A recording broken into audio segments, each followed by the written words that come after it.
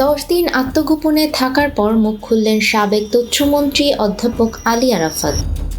গত 5 আগস্ট জন আন্দোলনের মুখে পদত্যাগ করে সাবেক প্রধানমন্ত্রী শেখ হাসিনা দেশ ছেড়ে পালানোর পর অন্যান্য অনেক নেতার মতো আত্মগোপনে চলে যান তিনি।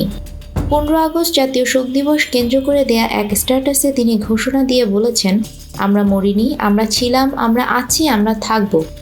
এছাড়া ফেসবুক স্ট্যাটাসে আবু সাইদ, মীর মুগ্ধসহ কোটা আন্দোলনে নিহত সবার বিচার চেয়েছেন তিনি। স্ট্যাটাসে তিনি বলেন, ওরা ভেবেছিল আমাদের শেষ করে দেবে। তথাকথিত অভ্যুত্থানের আড়ালে পুলিশ বাহিনীর সদস্যদের হত্যা করে দেশের আইন শৃঙ্খলা পরিস্থিতির অবনতি ঘটিয়ে এবং চরম বিশৃঙ্খলা তৈরি করে আমাদের একে একে হত্যা করতে চেয়েছিল ওরা। পরিবেশ চরম ঘোলাটে করে কোনো বাছ বিচার ছাড়াই আমাদের হত্যা করার ষড়যন্ত্র চলছিল। এমন অস্থির সময়ে কৌশলগত কারণেই আমাদের অন্তরালে থাকতে হয়েছে, কিন্তু আমরা মরিনি, আমরা আছি। আগস্টের 5 তারিখ আমরা ক্ষমতা ছেড়ে দিয়েছি।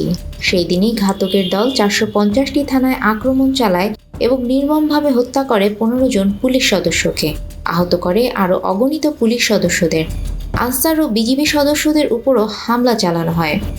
সামাজিক যোগাযোগ মাধ্যম থেকে জেনেছি, সিরাজগঞ্জের এনায়েতপুর থানায় অন্তঃসত্ত্বা একজন নারী পুলিশ সদস্যকেও হত্যা করা হয়। শুধু 5 আগস্টের দিনই শিক্ষক, ছাত্র, সাংবাদিক, সংস্কৃতিসেবী, সমাজকর্মী, কর্মজীবী মানুষ, পথচারী, বাংলাদেশ আওয়ামী লীগের নেতাকর্মী, পুলিশ সদস্য এবং সংখ্যালঘু সম্প্রদায়ের কমপক্ষে 119 জনকে হত্যা করা হয়েছে। অনেক মৃত্যুর খবর পাওয়া যায়নি। আওয়ামী লীগ ক্ষমতা ছাড়ার পর প্রথম 48 ঘন্টায় নিহতের সংখ্যা 400 ছাড়িয়েছে বলে অনুমান সাংবাদিক ও পুলিশ কর্মকর্তাদের। শিল্পী, সাহিত্যিক এবং শিক্ষাবিদদের আক্রমণ করা হয়েছে। ছাত্রলীগ নেত্রী ইসরাত চৌধুরী দোলাকে ফেনীর বাসা থেকে 3 দিন আগে একদল দুর্বৃত্ত অপহরণ করে ধর্ষণের পর হত্যা করেছে।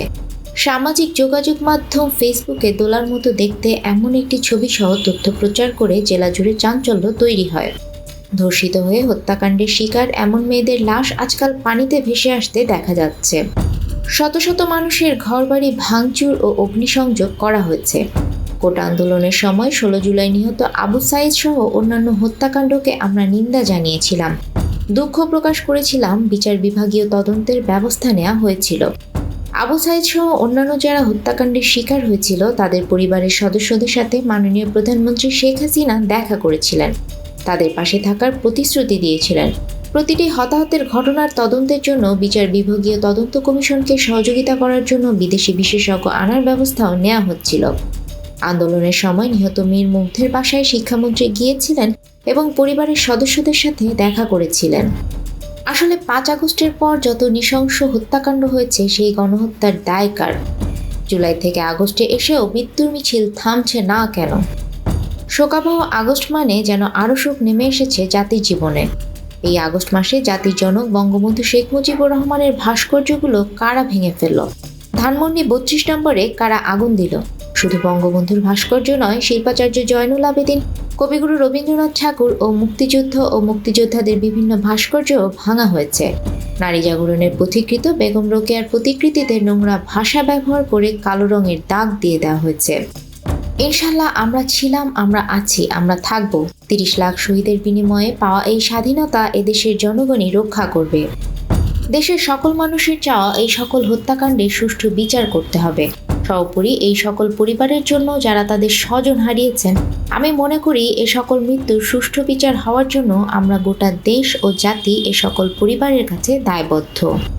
15 আগস্টের জাতীয় শোক দিবসে 75-এর সেই কালো রাত্রে ঘাতকের নির্মম গুলিতে শহীদ বঙ্গবন্ধু ও বঙ্গমাতা সহ পরিবারের সকল সদস্য ও অন্যান্য যারা সেই রাতে শহীদ হয়েছিলেন, সকলের স্মৃতির প্রতি বিনম্র শ্রদ্ধা ও তাদের আত্মার মাগফিরাত কামনা করছি।